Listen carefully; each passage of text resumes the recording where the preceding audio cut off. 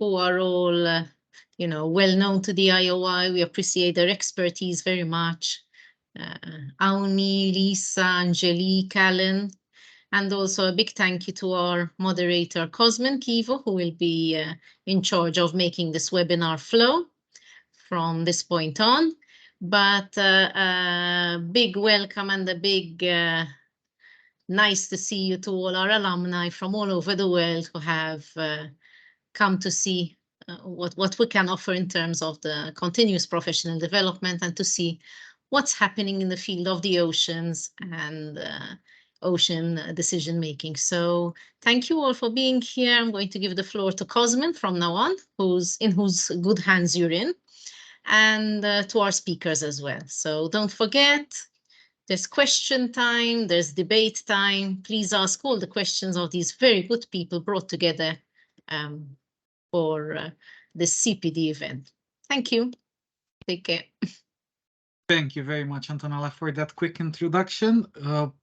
I am also delighted to welcome you to the first offering in this year's series of IOI Alumni Continuing Professional Development Series. Thank you for being part of the IOI alumni community and also for your ongoing commitment to the well-being of the ocean.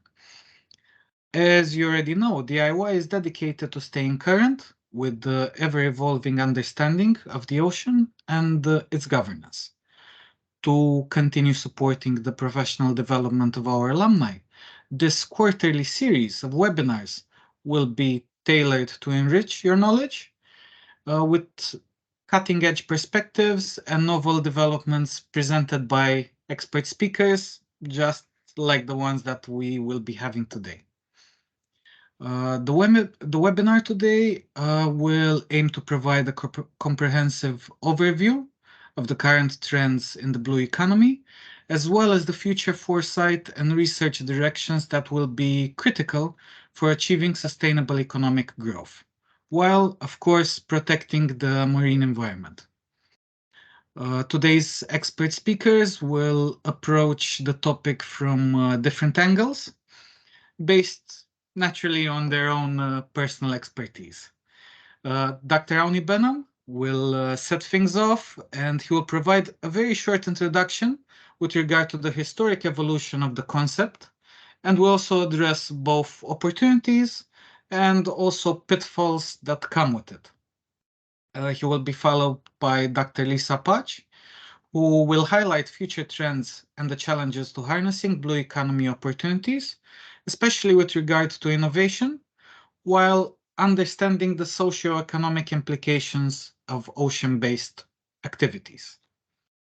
After that, Professor Edward de Bono will elaborate on interlinkages between the blue economy and the resources present on the seabed in the deep sea, while answering the very timely question of whether or not we are heading for a blue tragedy of the commons. After that, Ms. Angelique Popono will offer us a unique perspective on how a sustainable blue economy requires policy, institutional and legal coherence for success. Also, she will also bring a very unique perspective on the Seychelles. With this, I will just very, very briefly introduce the first speaker, Dr. Awni Behnam, who actually I don't think he needs much of an introduction, but basically Dr. Awni Behnam joined the United Nations at UNCTAD, Geneva, in 1977 as Economic Affairs Officers before assuming responsibility as the Chief of Liaison for the Group of 77. He was involved in the elaboration of several UNCTAD conventions in the maritime disciplines and assumed the post of Senior Advisor to the Secretary General of UNCTAD. In 2008, he was appointed by the UN Secretary General as UN Commissioner General in Shanghai in the capacity of UN Assistant Secretary General. He is currently also the Honorary President of the IOI and an affiliate professor with the University of Malta. Dr. Awni Behnam has been there since the start of the blue economy concept, and I invite him to present his submission. Awni, you are currently muted. But thank you very much for this introduction. While all the speakers are going to look forward, unfortunately, I will take you a little bit back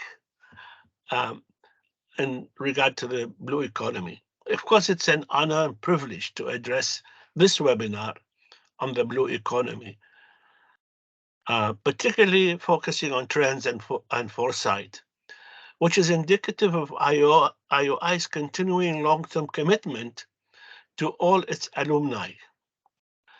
When I first saw the title of the webinar, Sailing into the Blue Economy, I wish to add, and stormy seas. As the IOI Honorary President, I extend deep gratitude to Ocean Ambassador Alan Daydoun, Dr. Lisa Pache, and Councillor Angelique Popinou, and especially to Antonella and Cosmin, who made this event possible. Over the last 8 years, the blue economy concept, after some hesitation, captured human imagination from an early time when it was first officially launched as a logocentric design to a diversity of subjects. It became faith, beliefs, economic aspirations, and practices. Unfortunately, the newly found promise of blue growth became also tainted by greed. This cuts across aspects of the intimate relationship with the manner in which we place value on common goods, where each selfishly determines her or his own satisfaction, an attitude that regrettably denigrates the concept that was ingrained in the pursuit of policies of reason. Given the purpose of this webinar, it's relevant to recall the international confusion at Rio +20 in 2003 with regard to this concept of a blue economy. Then, as the chair of an NGO cluster, I raised the concept for the first time of a blue economy to the surprise of delegates by defining the blue economy as living with the ocean and from the ocean sustainably. However, Rio +20 delegates questioned the motives behind the blue economy concept and asked if there is a legal, universally accepted definition of a blue economy and demanded for such a definition. No, there wasn't, and neither should there be. While it is a concept that can be easily understood intuitively, it is not exact science and is not defined in a legal sense. It is a state of mind which should be translated into action as we increasingly recognize the interdependence of all elements and consequences in interaction between human and the ocean and the land. However, the UN interagency report towards the preparation of Rio +20, UNESCO, IOC, FAO, UNDP, and IMO, entitled A Blueprint of the Ocean Coastal Sustainability, and opted for the IOI definition as the transition towards a human ocean-centered relationship where mankind would be living with the ocean and from the ocean in a sustainable way. We take and we have to give. It is also understood that this concept integrates two dimensions: provisions of goods and services, common goods and services, which the ocean provides us, as well as that of protection of human property and life through our own behavior towards the ocean. Over the last years, the blue economy concept metamorphosed into more than 50 shades of blue. Nevertheless, as in the case of the world sustainable, the blue economy was destined to become a household concept with multiple interpretation and approaches. The resources for capacity building in developing countries and countries in transition and SIDS are minimal and cannot make a dent in satisfying action needs. And if the political will to do so was sufficiently strong, and which is not, and even if it was, that's why, in a blue economy way of reasoning, the international community can finally be motivated to place true value on natural and freely accessible common goods and services. This, however, makes imperative major reforms of the financial architecture for fiscal overhaul and reflects at all levels all aspects of sustainable and sustainably managing ocean resources and services as a common good. With the vast potential of the ocean, the blue economy presents an exciting opportunity for innovation and growth. So the question remains, can sustainable practices and investing in capacity development and new technologies unlock the full potential of the ocean, or is greed pushing us towards the stormy seas? It's in your hands. Thank you very much, Awni, for that insightful introduction. You've left our attendees with a very interesting question in the end, and I'm really, really looking forward to the answers in the chat. Please feel free to ask questions as we go along, and I'm really happy at the end to give the floor to those attending the webinar. Also, you may use the function to raise your hand, and at the end, when we move towards the discussion, I will let you use the microphone and the webcams. With this, it is my pleasure now to introduce Dr. Lisa Patch, who, after training in the natural sciences, completed a PhD in innovation management at the Manchester Institute of Innovation and Research, Alliance Manchester Business School, UK, and has worked in the academic and public sector spheres on issues related to environmental innovation, energy efficiency, foresight, and research and innovation policy. Her research interests are currently in sustainability and participation in foresight. And also currently she is a senior lecturer at the Edward de Bono Institute for Creative Thinking and Innovation. And with this, Lisa, you have the floor. Thank you, Cosmin. Thank you for the introduction. I'll go ahead and share my screen.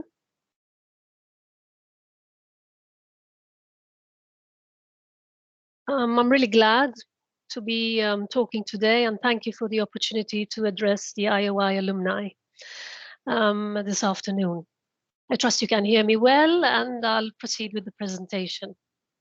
Right. This afternoon, I'll actually be talking about a foresight exercise which the University of Malta implemented with 6 universities in Europe, looking to future research and innovation opportunities toward a sustainable blue economy. So very much in theme, perhaps picking on some aspects that were mentioned earlier. But before doing that, I'd like to just take a step back and really give you some background and some context on how I became involved with the blue economy and why foresight. As Cosmin mentioned, my background is in innovation management. I do work on foresight and future studies. So really, I was first introduced to the blue economy through a project, which is the CEU project, that brings together now 9 universities to consolidate their expertise in education, research, and industry collaboration on marine and maritime subject areas. And I was particularly involved in one of the tasks of the project, which looked at establishing a sustainable blue economy observatory. So I said, this seems interesting. I was intrigued by the concept of the blue economy. It was new to me, to be honest. And I said, why not look at the future of the blue economy, and why not Foresight? I think what was said earlier resonates very much, therefore, the fact that there's a huge research and innovation potential that marine and maritime resources potentially can offer. Particularly, I think there is a lot of potential to develop innovative products and services, but also new value chains around blue economy, which we still need to explore. Also by looking at synergies between more traditional sectors like fisheries, shipping, and the emerging economies, so blue biotech and ocean energy. So that's one sort of side of the story. And then the other side is indeed sustainable development and how we can push towards a sustainable development of the blue economy, with the premise that really and truly there's not only one path to achieve sustainable development. There could be different ways of doing it right, so to speak. And it's up to us to explore really which direction we want to go in terms of sustainability. And based on this, really and truly, I decided to look into the future of a sustainable blue economy, looking 10 years ahead, and therefore taking the ocean decade as a time horizon. So what I'll do today is I'll just briefly give an introduction to Foresight and future studies, and then I'll focus on the Foresight exercise we implemented, how we did that, what methods we used, and what came out of it. So the aim of my next slide here is to show different possible pathways of how we can look at the future of the blue economy up to 2030. This is not my work, actually. It's taken from a synthesis of international studies. But just to give you a snapshot, really, of what these futures could look like. And therefore, the idea that when we think of the future, we do not think of one future, but we think of possibilities, of options, of choices. Our role, therefore, is to understand really the type of future we want to achieve, what's our goal, what is our endpoint, how we wish to achieve this, and what are the trade-offs we need to make. So really, what are the choices to work towards achieving a desirable outcome? What this does, really, what Foresight helps us to achieve is a capacity to adapt to different future possibilities and a certain, therefore, readiness to be prepared for different futures that might unfold. Now, typically, we see the future and we think of the future as a time from the now, from the present to a time that is still to come. And we do this often by thinking of the future as an extrapolation of past events. So the future for us is something that to an extent we are familiar with. It's a future that perhaps is not so threatening, not so uncertain. So we think of futures as reasonably safe from change, but future really has intrinsically is intrinsically about change. It's disruptive. It can bring surprises. So in Foresight, what we do is we open that circle and think of different possibilities, different ways of how the future might unfold. And within this large circle of possibilities are those futures that are more likely to happen based on particular contextual trends and drivers of change. Within these plausible futures, then we derive scenarios or different possibilities, and we typically work towards achieving what is more desirable or what is a preferable scenario. Very briefly, Foresight has three main characteristics, at least this is the way I see it. So it is indeed prospective. It projects us into the future. It helps us really understand what is emerging, what are those weak signals of change that, if allowed to grow, will help the future unfold. It helps us make sense of this change, actually. Another element is its participatory nature. So it aims to elicit the opinions of different stakeholders and access knowledge of different stakeholders, which enriches the process. And thirdly, it's action-oriented, which means basically that we really need to understand what decisions we need to take today to influence the future that will really unfold sometime from now, 5 to 10 years, into 10 years' time. Right, so that was sort of a little bit of a background on Foresight and where I'm coming from. But now let's hone into the Foresight exercise that we actually implemented with 29 marine scientists and researchers from 6 European universities. And I must say, for this exercise, I roped in Professor Alan Deydun, who'll be speaking after me, to design the study, and another colleague who's based at the University of Moscow, Professor Ozcan Saritas. So at the outset, really, we needed to clarify the challenge. So what is this Foresight exercise about? Why are we looking into the future of the blue economy from a sustainability perspective? And our starting point really indeed was that, listen, research and innovation are imperative for us to harness the opportunities from the blue economy. The problem framing was also to some extent guided by the scope of the project that we were dealing with, and therefore the idea that we wanted to create a space where the universities could also understand how they could better collaborate to achieve these sustainability futures. So we came up with these 2 questions that this Foresight exercise would indeed address.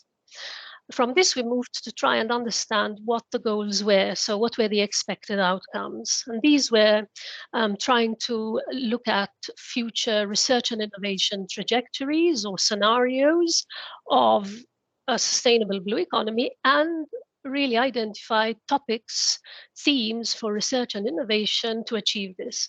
The scope, therefore, was not to, create some grand scenario of what sustainable blue economy could or should look like. We left this as an open debate to be interpreted by the participants of our Foresight exercise.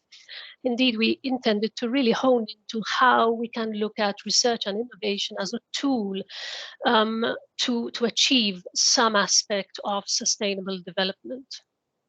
And in practice, how did we achieve this? So what was the journey we undertook together with these scientists? We had 2 phases. We started with a virtual workshop where really we aimed to explore emerging signals and trends that are shaping the blue economy today or that are likely to become important in the future. And we clustered these trends and we asked our participants to rank the trends they considered more important and more likely to occur 10 years from now. So we were looking at the time horizon up to 2030. Just to give you an idea of what these trends were, we actually came up with 7 trends. These are clustered trends. So they're not single topics, but they really encompass, if you want, complex or some complex and systemic challenges. And we took these 7 trends as a basis for the next step of this Foresight journey, which was a 3-day in-person boot camp, which we organized at the University of Malta. And here we asked the participants, we told them, listen, take those 7 trends and try and understand what the interrelations and synergies between these trends are. Try and look at the impacts of the trends emerging or occurring in the future or continuing in the future. What type of future could this lead to? What pathways towards the future could you chart? And that's how our future scenarios developed. And from there, we took the next step to build this research and innovation portfolio, I call it, of themes and topics that could be the basis for collaboration among these universities on topics related to the blue economy. Now I'll expand on these last few points in my next few slides. What I show here is really the output from one of the workshops of the boot camp. It's difficult to read, I know, and I'll just highlight a few things. So at the center of the charts are the trends. which we asked the experts, the scientists, to discuss. And what we can see perhaps on the slide are these yellow circles and these green circles. Basically, these are what the experts or what the scientists mapped as the impacts of each trend occurring in the future. And then we told them, listen, take different trends together, discuss them together, and try and look at the interconnections and the synergies of both trends occurring together. What type of future path can you describe? Can you explore? And that's where our scenarios developed. Here I show on my next slide a summary of 6 scenarios that emerged from these discussions over 2.5 days. These are simply outlines. But what is interesting is that then the experts actually took out from these scenarios some common themes, thematics that they thought were important, and they took to the next stage. And the next stage for these experts was to pick some of these themes, discuss the present state of research, and look towards the future and ask what is missing, what are the research gaps, in which sectors, in which technology areas. And my next slide really is a table which summarizes what came out of this process. So on the left-hand side, I'm simply showing 2 of the themes that the experts discussed. And in the remaining columns, the research directions, the research topics they considered to be important, the sectors, and the technology areas that they targeted. So this is a tangible output, if you want, from this futures or foresight exercise. We also learned some other interesting lessons beyond these tangible outcomes of really engaging scientists from different backgrounds in this foresight exercise.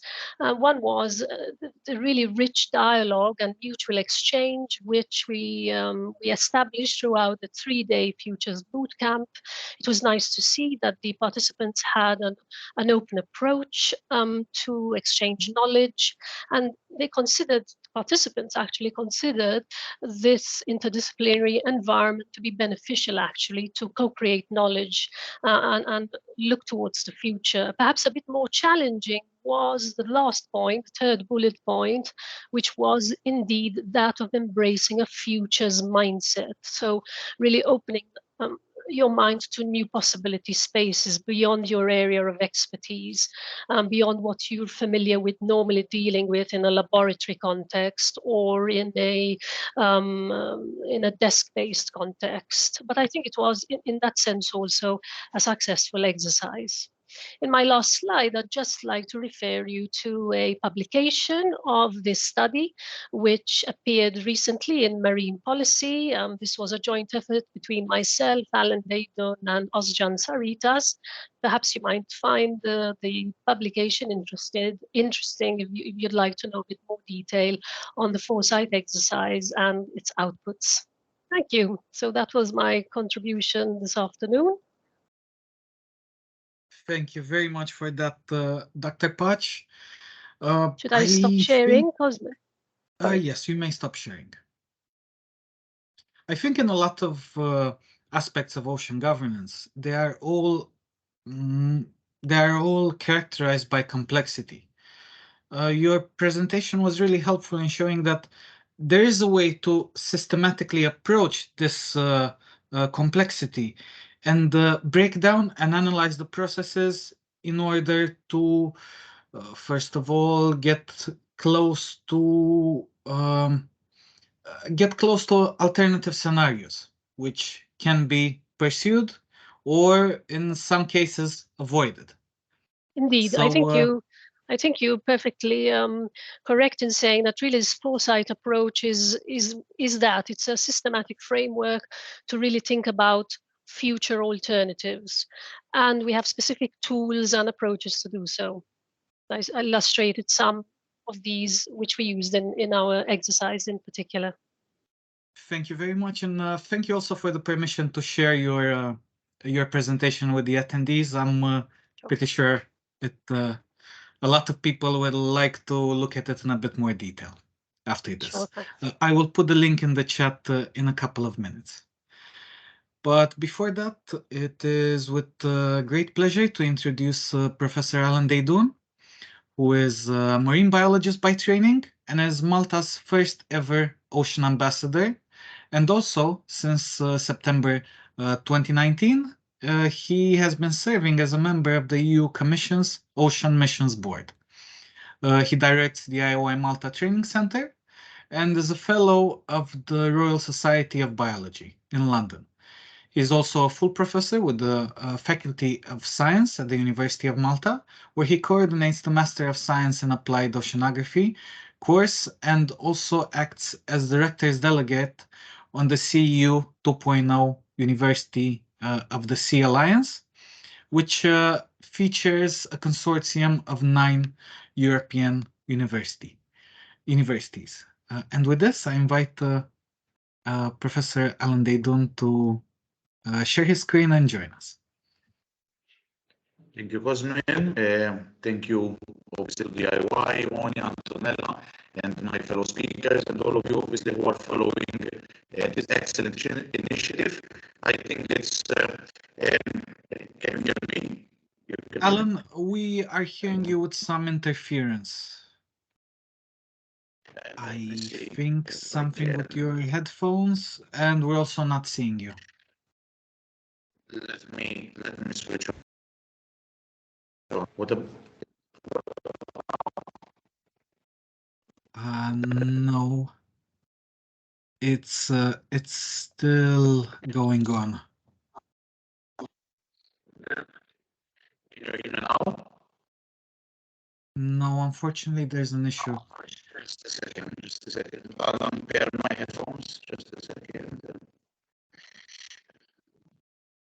Probably doesn't fit with the headphones. So unpair the device. Yes. Okay. Can you hear me now? No, unfortunately, it's still persisting, the issue. And I don't know what the reason is, because I used the headphones this morning and they...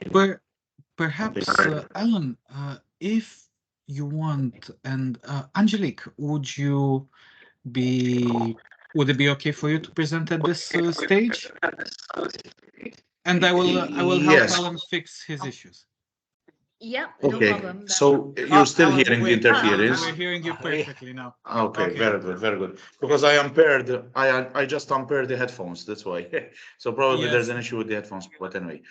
Okay, so thank you once again for having me, and obviously for the initiative, because this is a wonderful initiative, because obviously it cuts across time zones, it cuts across longitudes, across geographical distances, and so on, and brings this like-minded community closer together, irrespective of distance, and location. So a great initiative. So I'll start sharing my screen. So which is window. So basically, it's just a second. It should be this one. Wait. So let me find it on the screen. Okay, found it. It's here. Can you see my screen? I think it's still loading.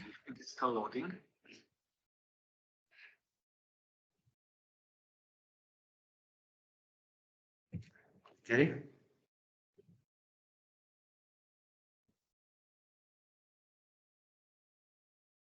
It's loading. Still loading. Okay, so whilst it still loads, I can start basically, so as not to waste time. So let me see if just a sec. Screen. Let me share again. So hello. Share. Clicked again on sharing.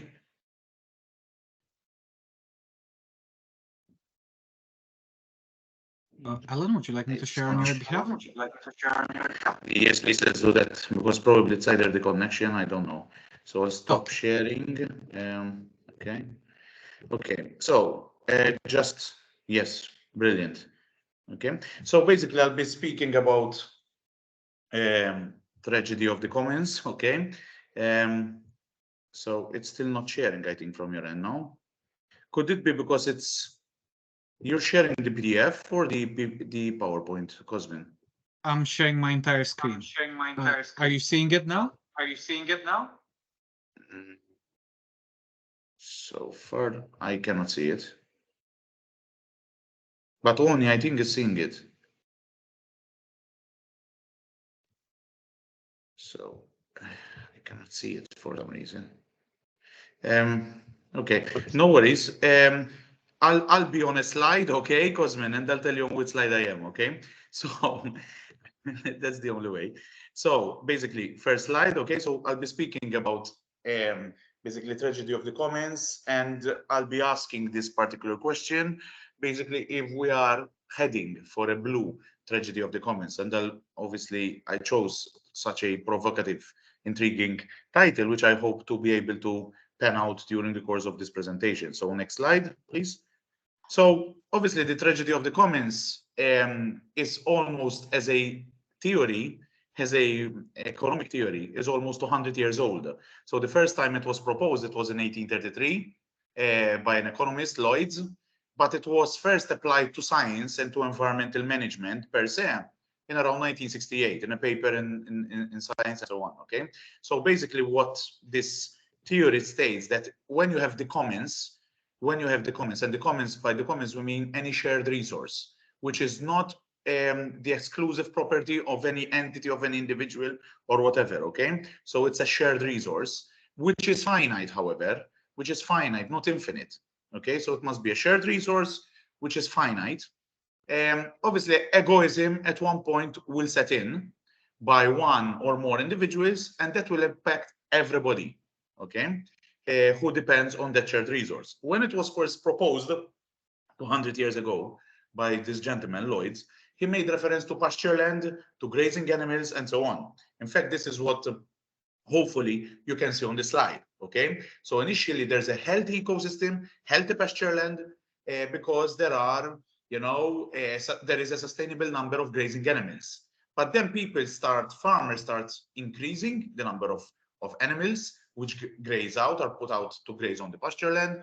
And the quality of the pasture land, you see it changes color from green to light brown to dark brown, okay? So everybody who obviously depends on this pasture land eventually suffers, okay? And in the sea, this theory, even though originally it was not applied to the sea, is very relevant because there's a huge area in the sea, which is the commons, okay? Which is basically that area outside the jurisdiction of any country, the area in UNCLOS, the high seas, okay? And obviously the main aim of ecosystem-based management, which we, you know, pledge and aspire to follow, is actually to avoid the tragedy of the commons, to manage, you know, systems in a sustainable manner by managing the entire ecosystem. So next slide, slide 3.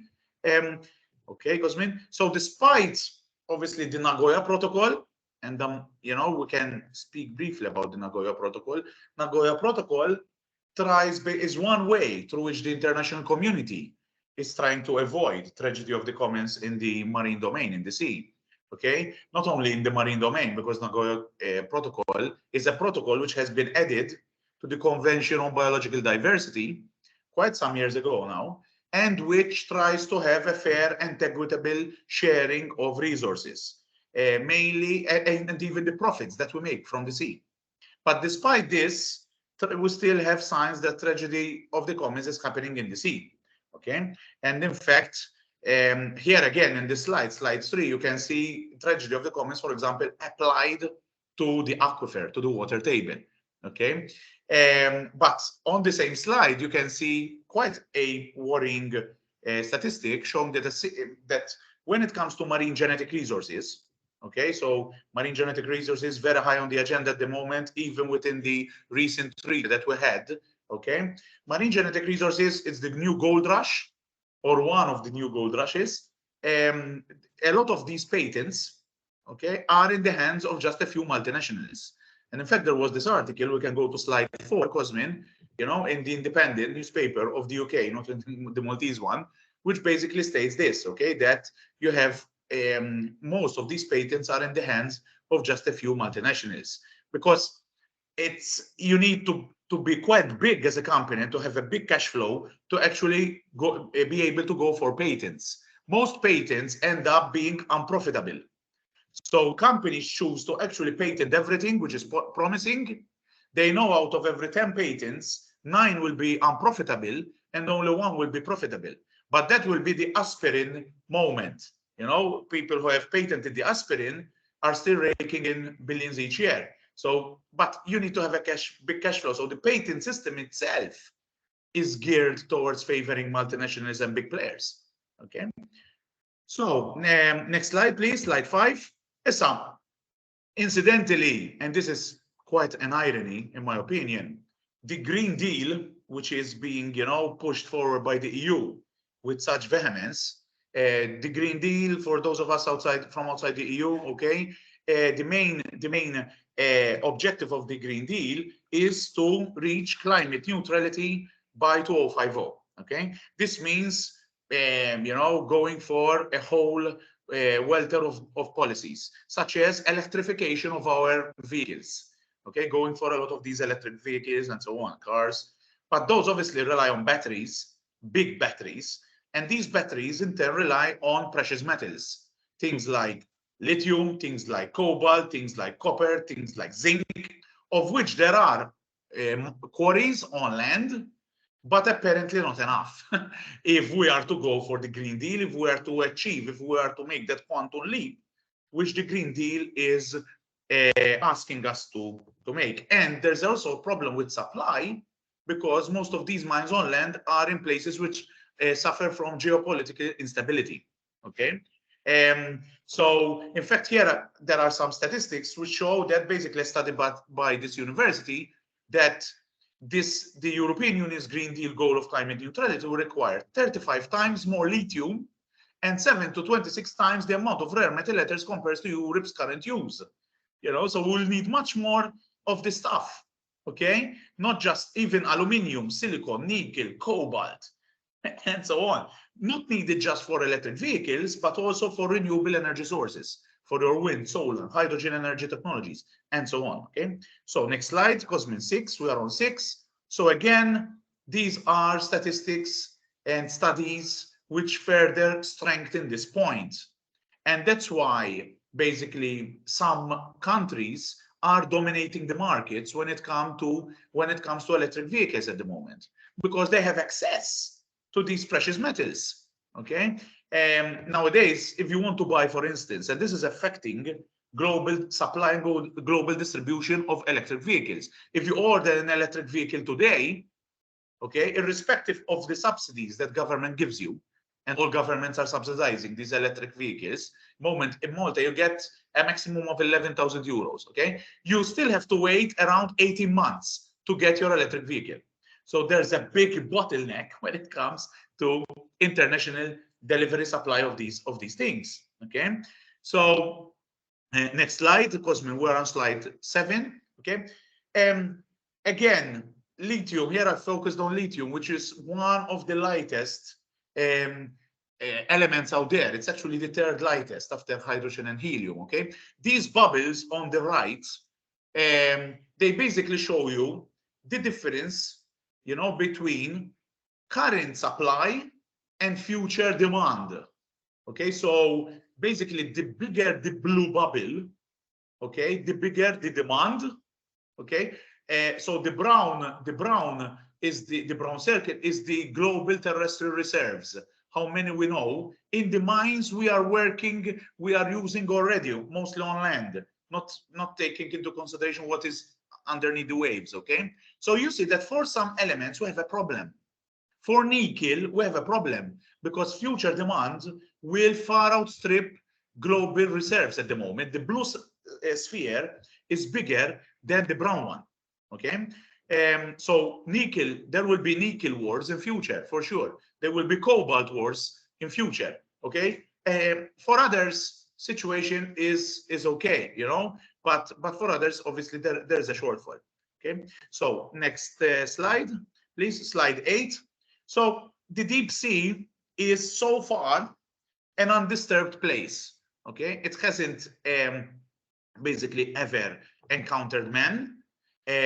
Especially the deeper you go, there's always this anecdote which is peddled about that we know more about the surface of the moon and the surface of Mars than we know about our seabed. At the moment, around 25% of the global seabed has been mapped, but not in detail. Okay, but anyway, so there's plenty of creatures down there which haven't yet been discovered and which have never encountered or faced the brunt of any human activity or any human impact.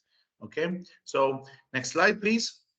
In fact, we are progressing quite well. We are, if you look at the bar chart on the right hand side, okay, we're progressing quite nicely when it comes to further exploration and mapping of the seabed.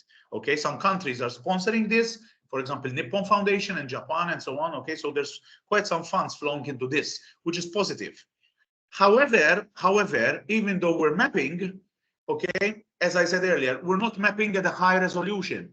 What do I mean here? Okay, it's one thing to actually take a photo of a small area. It's one thing to take a photo of a big area. So we're not looking at the detail. We're interested in quantity, not quality. So we basically want to map as much as possible of the seabed, but we're skipping the detail. Okay, so that's the problem. Okay, so next slide, please. So we're slide 10.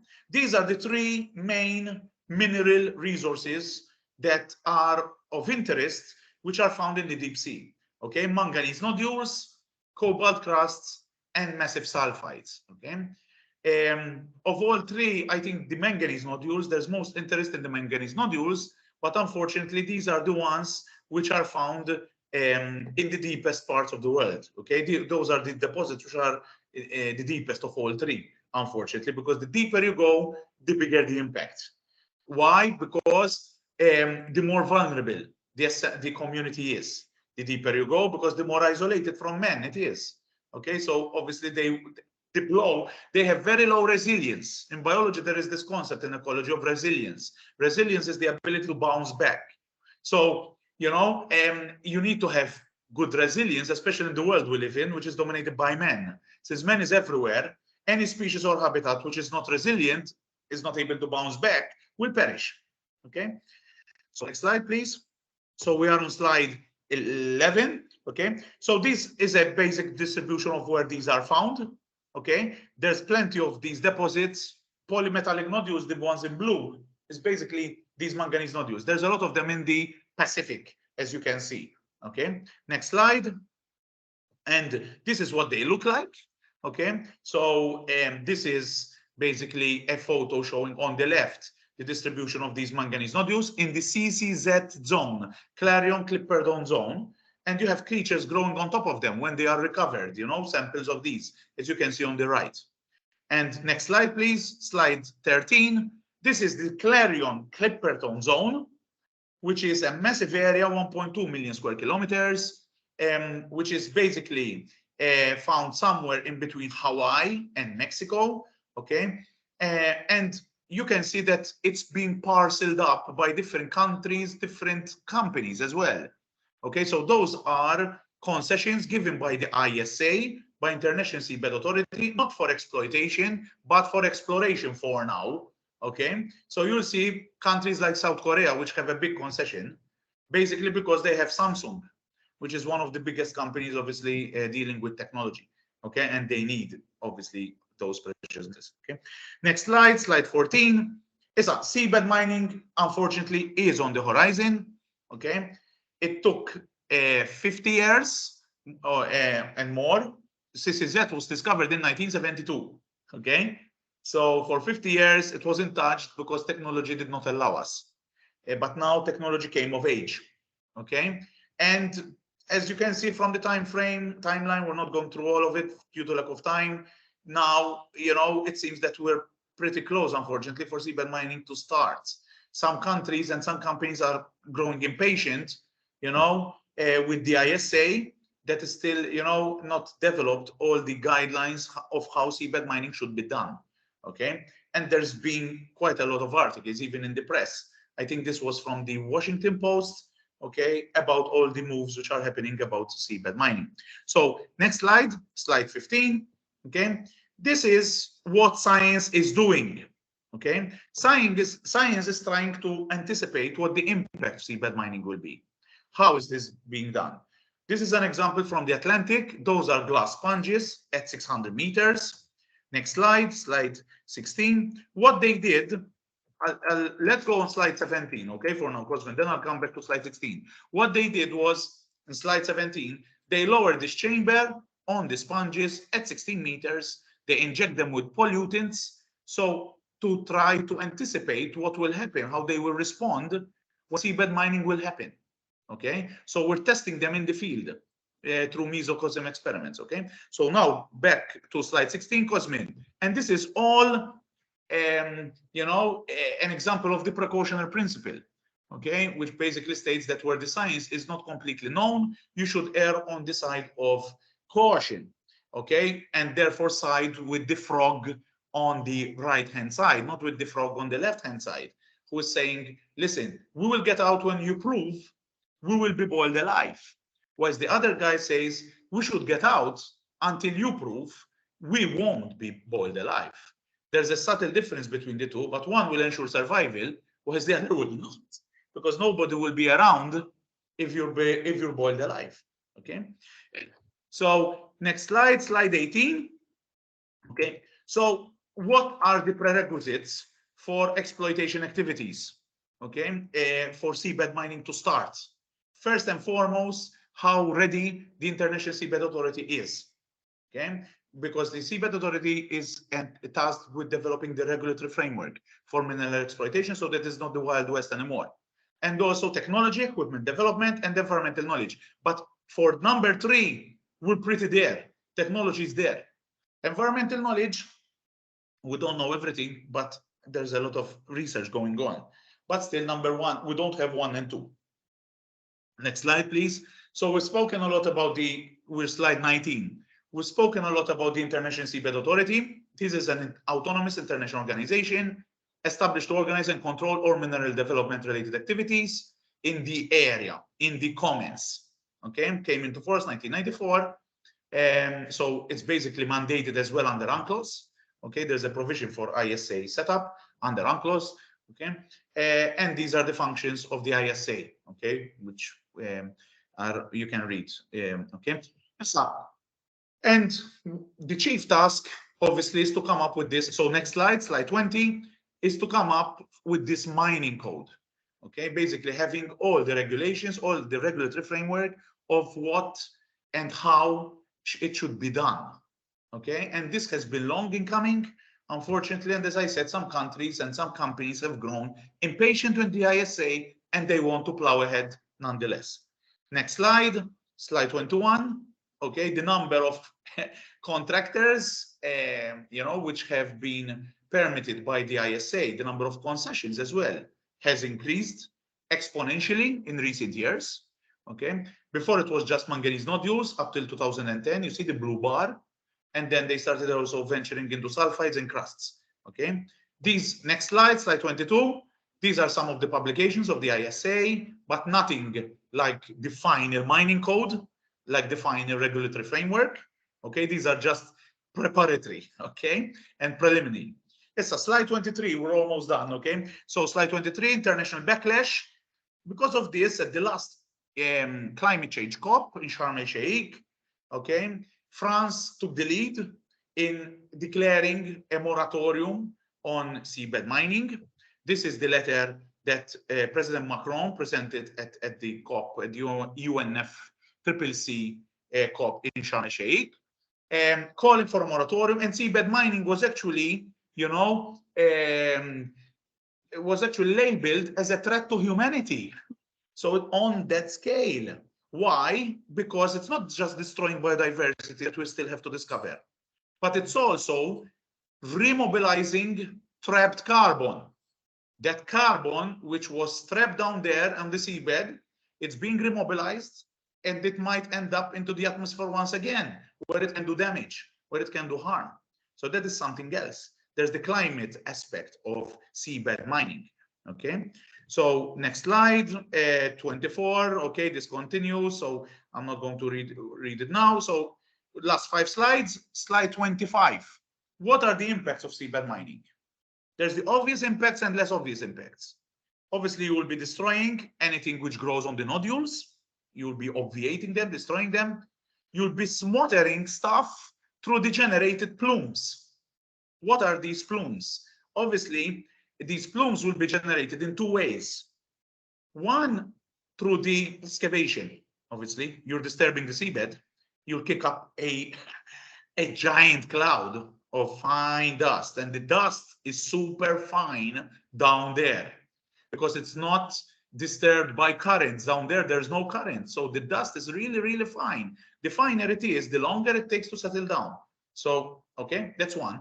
And secondly, what to do with the sludge, because they're pumping up thousands of meters, the sludge, the water mixed with the rocks and everything. They filter out what they need, but they need to pump out the sludge back into the water. And the indications are that they will dump it at mid-water. They won't pump it back on the seabed because it's too costly. So imagine you have, it's like a river in the middle of nowhere of dirty sludge. So it's a you know, apocalyptic scenario when you think of it. Okay, so nobody will take that sludge on land. If you are in the CCZ zone, you are 3,000, 4,000 kilometers away from land. Nobody will take that sludge, tons, back on land to treat it the proper way it should be. Okay, so and as I said, you have the remobilization of the sequestered contaminants. Next slide, slide 26. So this is how it will happen. Nobody will actually go down there thousands of meters. The machines will do it, but then they will pump up the stuff to the vessel on board. Okay. Slide 27. We have some foresight to continue on the topic of foresight. Okay. This is an underwater volcanic eruption in Canary Islands, on Hierro Island some years back. And this is the plume it generated. Okay, visible also from space. You know, so scientists are studying these parallel situations to try to understand, okay, what can happen. Slide 28. This again, there's been a lot of talk in the High Seas Treaty about EIAs, environmental impact assessments. And imagine the blue boxes, those are polygons, those are mines, where concessions. Concession 1, concession 2, you know, mines, separate mines. At one point, you could have the plume of each mine joining together in one mega plume. Okay, so you shouldn't look only at the impact of one seabed mine. You have to look at the cumulative impact of all the mines in the region. So imagine you are on an island, a SID, for example, which your economy, 50–60% depends on tourism. And you have part of this plume dispersing over to your island and, you know, mucking up the water quality, even though you're 1,000, 2,000 miles away, because there's this issue of connectivity in the ocean. No place is too far away in the ocean. That's the problem. Everything's connected. Okay. So last two slides, slide 29, the High Seas Treaty. Okay. So I put a question mark there, an end to away from sight, away from heart.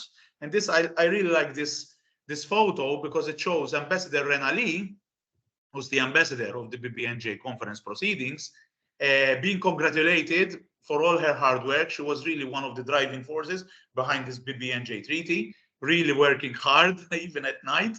Okay. So hopefully this will work. These are the four pillars. It's been 20 years in the making.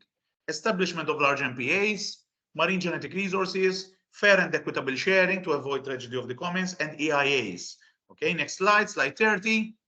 And there's a mechanism in place to try to, you know, bring everybody on board. So those which don't have technology, the means to invest in technology, to actually have the money, you know, so like a solidarity fund. And it will only come into force once 60 countries have signed up and legally passed the legislation in their own countries. So there's still time for ratification. So don't hold your breath for now, because it needs to be transposed into national legislation. Okay. So next slide is the thank you one. Okay. Thank you from my end. So sorry if I took too long. Okay. Thank you very much for that, Alan. Unfortunately, 20 minutes, I don't think it does justice to this topic. Perhaps in future webinar, we will go in a bit more detail on seabed mining, because as you said, it's a fascinating subject.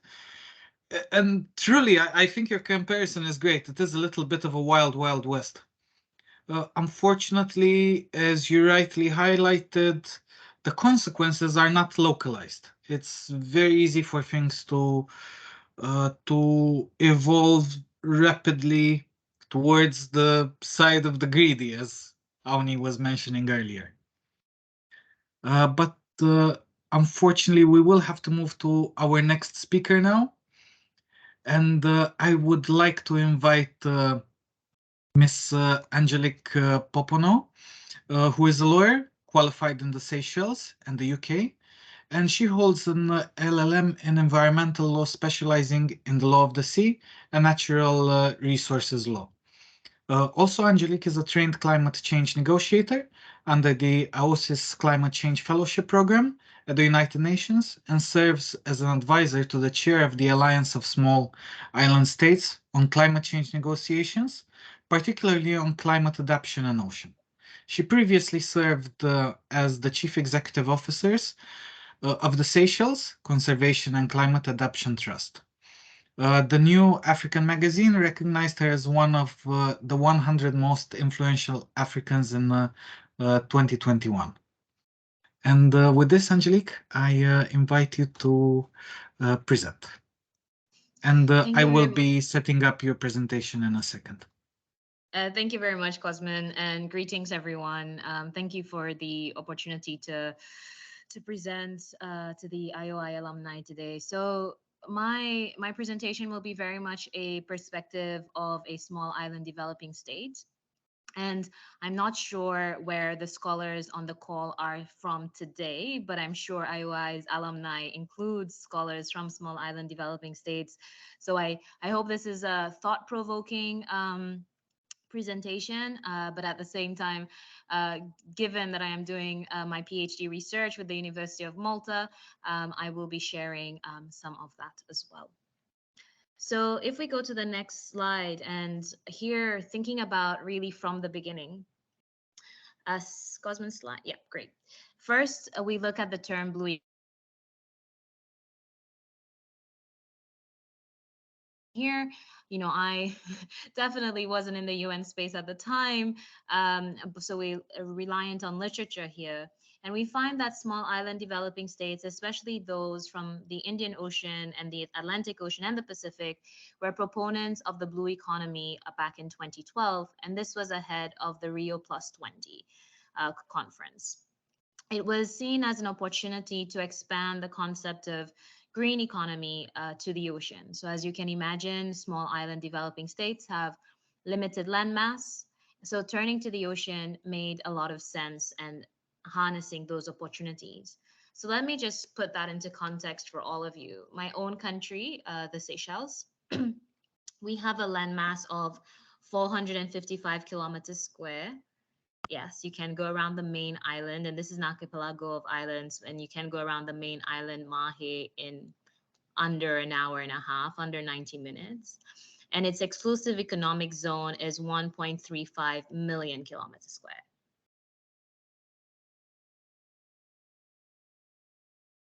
Germany and France in terms of area. So it made sense to look to the ocean and beyond just the thinking around green economy.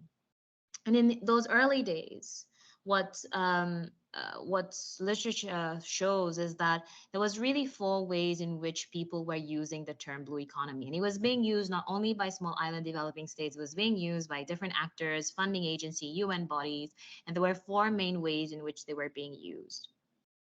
Ocean as natural capital, ocean as good for business, ocean as a fundamental part of small island developing states, and oceans for advancing livelihoods in the small-scale fisheries sector. So as you can imagine, and here I focus more on what small islands were thinking, very much focused as ocean being an integral part of its very existence, very much focused on seeing it both as a opportunity for sustainability and economic development, and at the same time attracting funding for that development of their ocean space.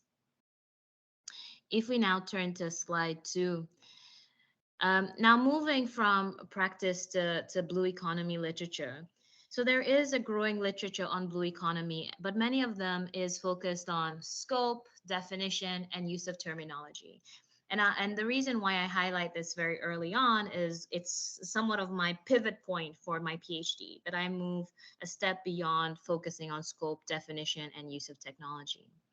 However, when delving into those issues and perspectives of those issues, the perspective of small islands are deemed as the exception, a small group that may be doing things differently.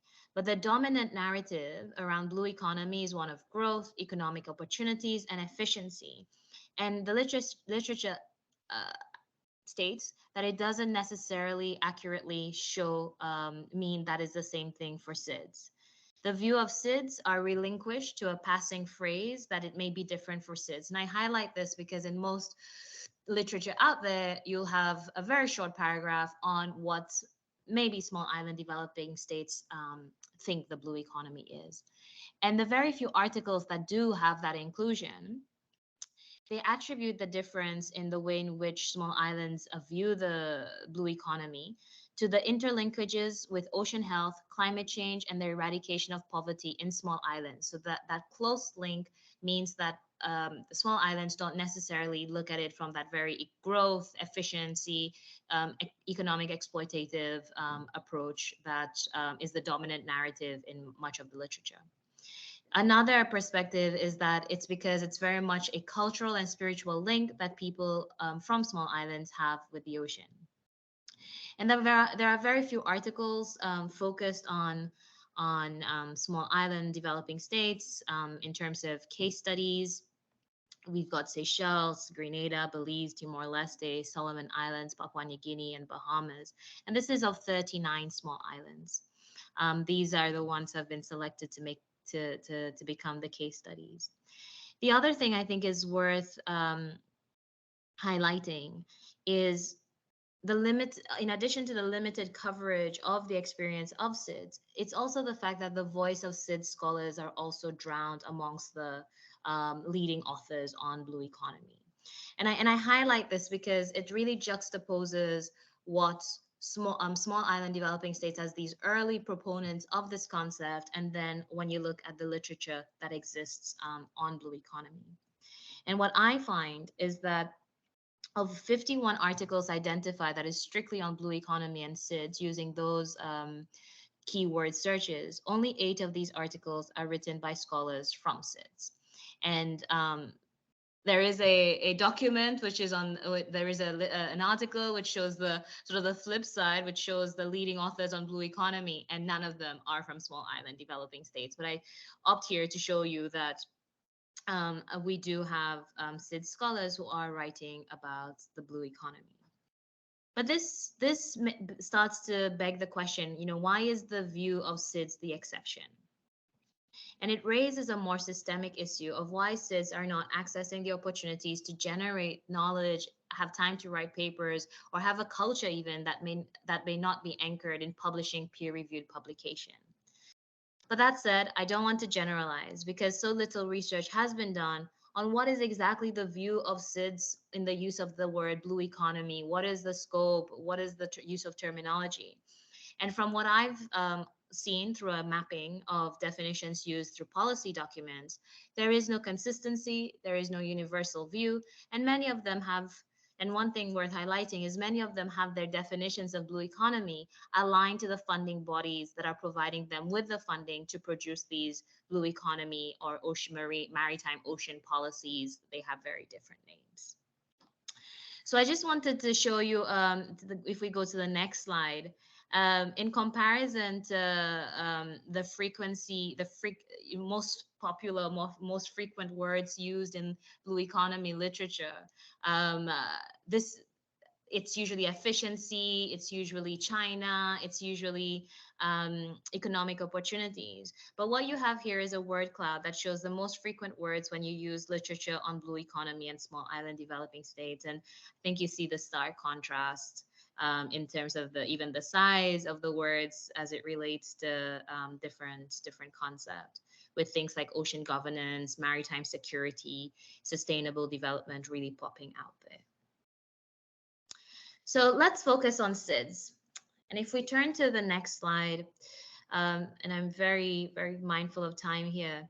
So if we turn to the next slide, Cosmin, so just a overall mapping. Yep, slide, please. Yep, got it. If we turn to an overall mapping here, we see that 15 of the 39 SIDS have a national ocean policy or equivalent blue economy roadmap, strategy, or plan.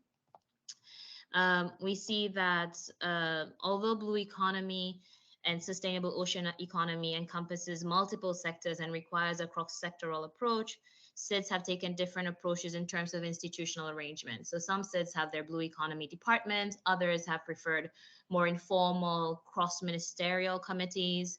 So it's very interesting in the way that SIDS have approached this.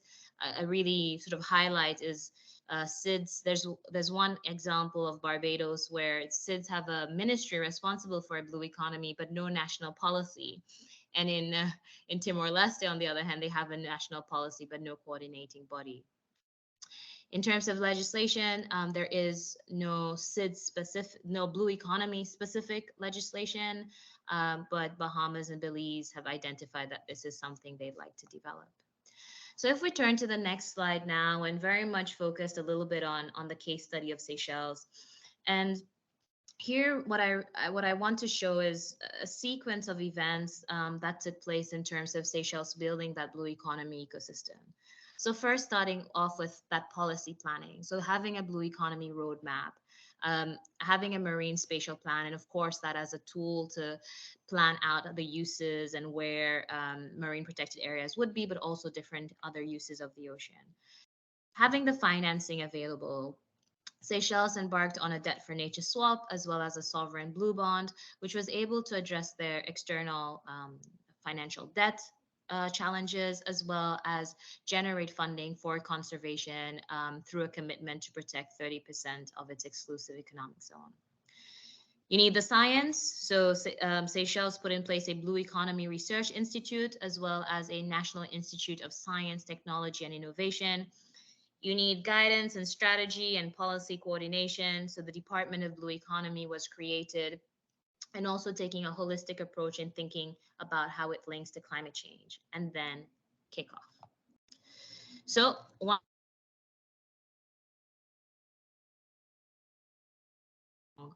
political will and international leadership to make all of this come together.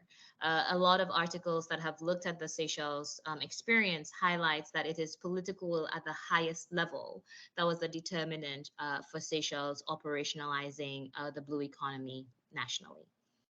If we turn to the next slide, here, if we think about challenges, and there are a few, you can read those, but I'll only touch on a couple. One of them is maintaining that high level political momentum, and that is especially challenging when you have a situation of government change. So this is why it's particularly important to think about, do we need definitions within our blue economy policy documents or our sustainable ocean policy documents to guide this work regardless of political changes in the country. Another challenge that has become a concern for the Seychelles, for example, is the lack of continuity and clear mandates for blue economy structures. And I'll give you an example here. So when Seychelles first started on its journey on the blue economy, it situated its Department of Blue Economy at the Ministry of Finance and Economic Planning. The idea is the ocean was supposed to be this resource that would help us with economic planning. It then seemed influential, but yet didn't provide the necessary gravitas to be cross-sectoral in approach. So it was moved to the Vice President's office. And there you saw that it had a more cross-sectoral approach. It was able to work across departments and, of course, different portfolios that existed around different ministries because of this sits in the Vice President's office. Thereafter, it was actually moved to a sectoral ministry, to the fisheries ministry. And the reasoning for that was because it needed to address frictions that had been created by virtue of it sitting under the vice president's office. So of course, having the vice president call the fisheries department and say, we need a blue economy approach, was rubbing people the wrong way. So we had to start thinking about moving it now to the fisheries department to see how there could be closer collaboration between the blue economy and fisheries. I'll move to the next slide in the interest of time, and very swiftly over it. But we now see the blue economy and the sustainable ocean economy coming back as this new opportunity to support COVID-19 recovery.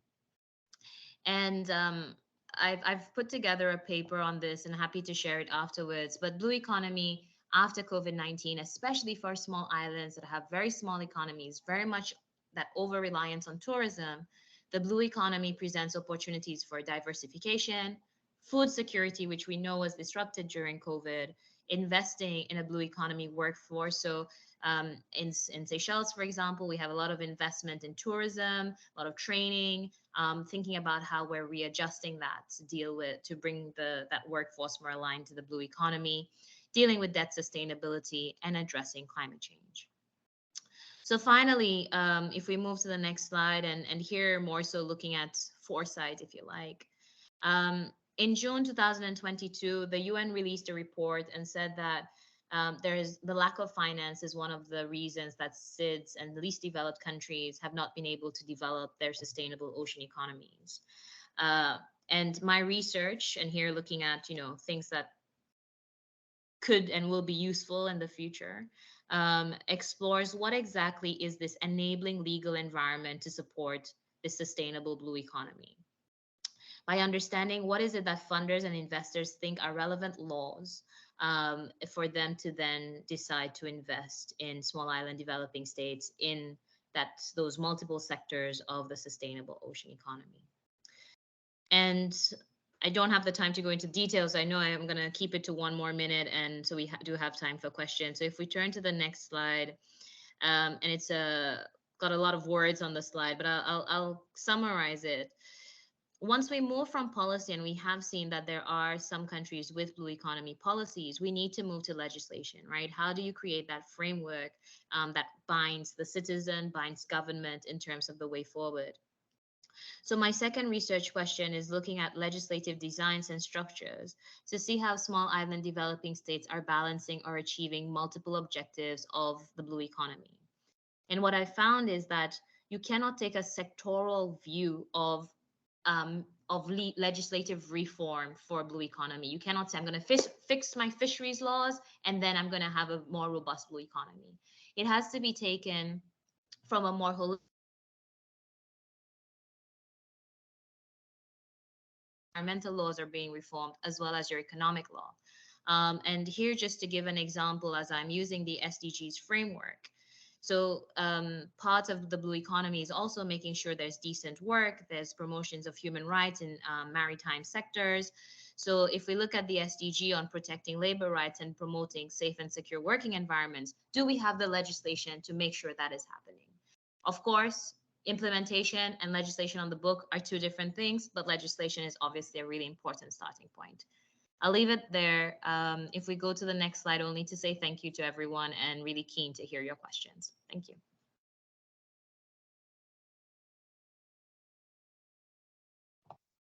Thank you very much, Angelique, for your presentation and for your very intriguing perspective on small island developing states. I think every state has has resources to gain from the blue economy, but especially when it comes to SIDS, this is a key resource to be harnessed. I think we can now open to discussion from the attendees. If you raise your hand, I would be happy to take questions, and also please state the speakers as well to which you're addressing your questions. Yes, Antonella? Antonella, you're muted. I don't have a question myself, but I just wanted to bring to your attention a question in the chat from Jewel, who has also raised her hand actually, and Sure. it's addressed to Angelique. So maybe Jewel can ask it directly since she's got her hand raised. Yes. That's all. Thank you.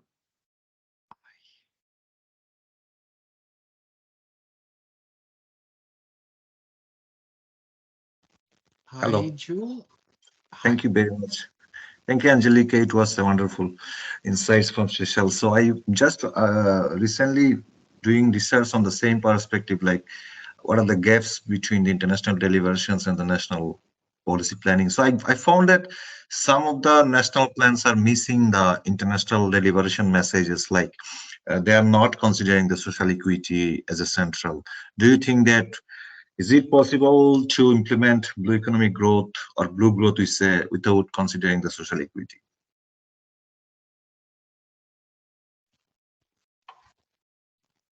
Cosvin, should I take it straight away? Yeah. Please, yes. I think it's impossible. I think that for this is my perspective on this. Why call it blue economy if it's business as usual? You know, we saw this 2012 momentum where we're pushing for this blue economy. But if it's going to be business as usual, where you're going to have your same traditional sectors, you're not going to look as to whether it's sustainable, you're not going to look at as whether it's addressing social equity, then we just have the ocean economy, or we have an old wine in a new bottle and we've put a fancy label on it. And I think that's very important. And you're correct. It is very clear in the literature that the focus, when it isn't just on economic growth, is between preservation and production. And social equity is a consideration that is left behind. It is not fully considered. But that said, there is a body of literature being developed by Ocean Nexus Center with the University of Washington that is very much focused on equity, and they highlight predominantly equity considerations within the fisheries sector. So definitely worth reading. But to your point, impossible. It cannot be a blue economy without social equity considerations.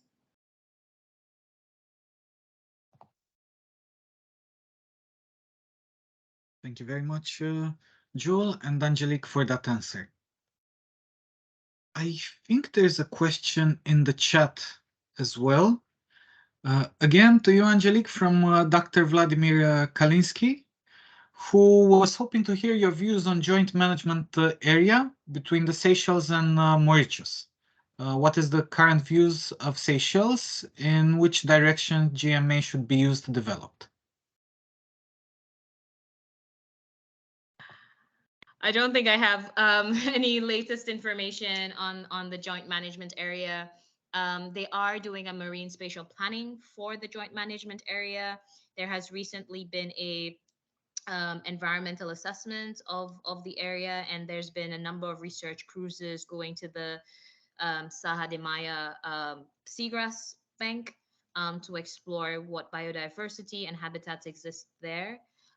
In terms of movement, I don't have the sort of the latest information on the JMA, but as you can imagine, during hard economic times, countries are very keen to explore what economic opportunities exist, including on Article 76 of the convention's opportunities that it offers with the continental shelf.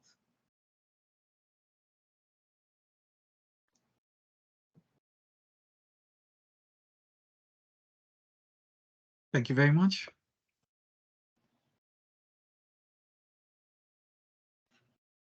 Any other questions from the attendees? Please feel free to raise your hand.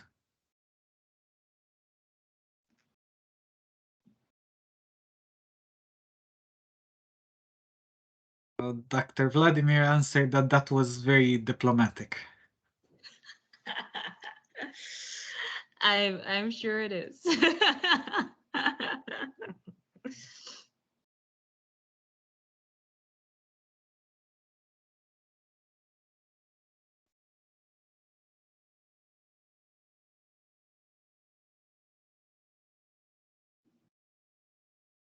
as a closing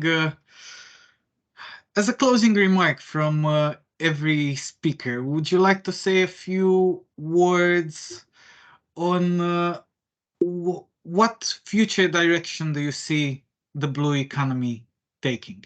Is it just a buzzword, or is it something which can be integrated into policy and economic reality? Awni, don't shake your head. You've always been positive. Don't change now. You're muted, Awni. We must not look for one size fit all. Blue economy has a meaning, is living with the ocean and from the ocean sustainably. You have to protect yourself against the what the ocean can do to you in terms of storm surges and surges, and in terms of the kind of impact it has on your coast, on your cities, etc. Sea level rise. You cannot have blue economy just because we are going to catch more fish or be able to manage our that. We have to protect the coast and the land. That's part of the blue economy. And so we have to look for that. You have the science, you have that, but the principal thing which the SIDS cry for is the capacity, the financial capacity to protect yourself and to provide the investment in order to benefit from the free commons of the ocean. That financial architecture is still failing us. And we have, they try to, brainwash us about this carbon permits, buy carbon permits. It was permit to that, or the foresting of Venezuela, of Brazil. That's the problem is the financial architecture that exists with the international that is not there to help those who are in great need, which are the SIDS. We have to, we are that. And I've said before, and I've written that and published that and said it in the UN, that it is not right for people to benefit from the free resources of the ocean and not pay something in return. The only way we're going to get money if those ships and the maritime that carry and pollute the ocean and pass by our islands and whatever, and they don't pay a penny for the privilege. If you were a trucker, you pay toll. Why ships do not pay rent? If you're a farmer, if you're this huge fishery companies with their huge fish that are just taking the fish away. If you're a farmer, you pay toll, you pay rent. Why can't we have this? Looking at the financial action, they need, because if we cannot protect ourselves against sea level rise, what will happen? Where we're going to accommodate all the people that will have no refuge, a place of refuge. So why do we have, you say, why can't we have user pay? And we're not asking that for every container ship, the cost of one container is put in the World Bank in order to assist the most urgently needed. It's not, South Africa has a minister for the blue economy, has a ministry for the blue economy in South Africa. I met with the minister and that we had to now, but you can't compare it with the small islands and with what we see in terms of the climate change. You cannot look at the blue economy is only about getting the more resources. It's how to protect these resources, how to protect the human being. So this is the issue is not to look at it from one side of the benefits. It's the long Thank you. term. Sorry. Thank you very much. Awni, Lisa, would you like a closing statement? Yes, I pick somewhat from what Awni mentioned. I think that we don't really need to think of the blue economy as reinventing the wheel or pushing the boundaries of exploration. I think there's a real an opportunity to tap into indigenous knowledge, so local knowledge and the needs of the community and the peoples, and see how we can synergize with the emerging sectors to establish what we're referring to as blue value chains, but that really integrate the needs of the local community. We see examples of this already happening.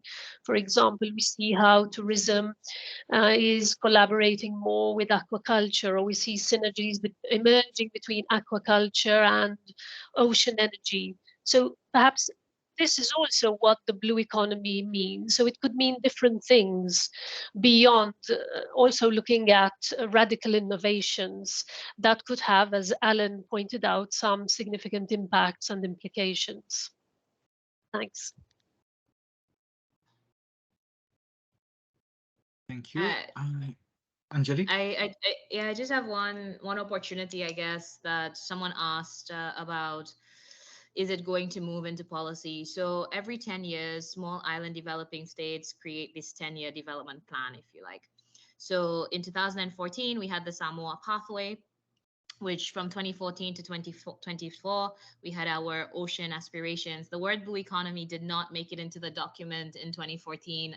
There's a long story behind that. But anyway, just to say that in 2024 in Antigua and Barbuda, but before that, we have regional meetings leading up to the UN's 4th SIDS conference, where we will be creating an outcome document or a policy guidance for what our ocean agenda will be for the next 10 years. So that's definitely I think, a milestone or somewhere where the blue economy is likely to filter through in terms of policy development. Thanks. Thank you. And we have a question from the attendees from Yusuf Adam. Yusuf, you may unmute yourself and ask the question directly.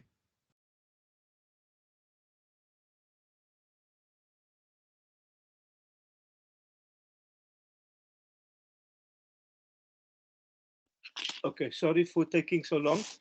I would just like to make a comment on South Africa's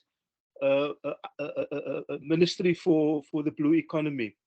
I think that I should perhaps add that it is more South African policy has spoken about an oceans economy.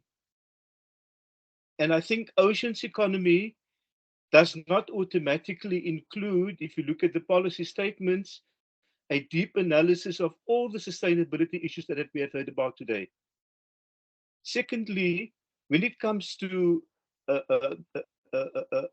coastal communities, South Africa has a history of dispossession of communities from the land and the coast.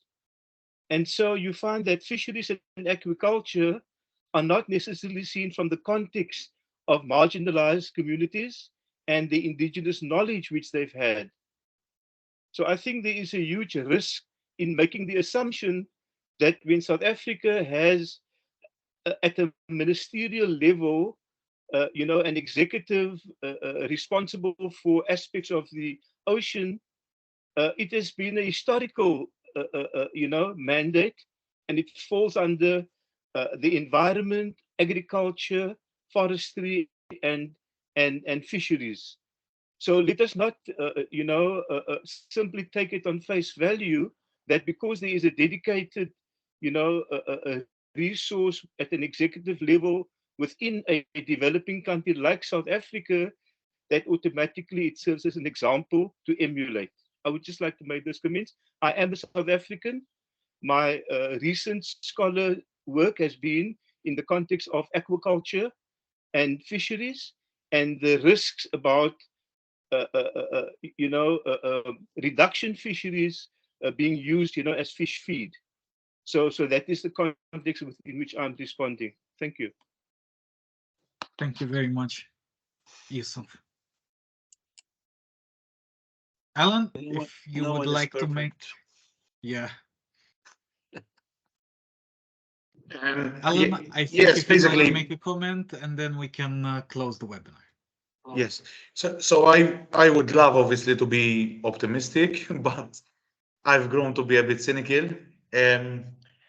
So unfortunately, I think it will. I hope I'm wrong, but I think, it's evolution. The laws of natural selection that we have in evolution will fail. It's the survival of the fittest. At the end of the day, we can have all the framework, the best framework in the world in place, but unless there is enforcement and there is willpower, it's useless, it's redundant, and we haven't managed to achieve equity on land. Just imagine, how much more challenging it is out at sea. So many people don't actually know what the significance of this high seas treaty is. So we see people obviously getting concerned when they see a documentary about the Amazon burning, which is well and good, but the high seas treaty is about 45% of the planet, because 45% of the planet is the high seas. And nobody bets an eyelid about that. So we're speaking, of different scales here. 45% of the planet is at stake here, but most of the world is oblivious to this. So we tend to focus on the nitty-gritty on our small patch, but we don't look at the bigger picture. So I hope I'm wrong. I hope I'm wrong, but I reserve judgment. Alan, you mentioned the High Treaty. After 20 years, we've got this wonderful agreement, so-called wonderful agreement.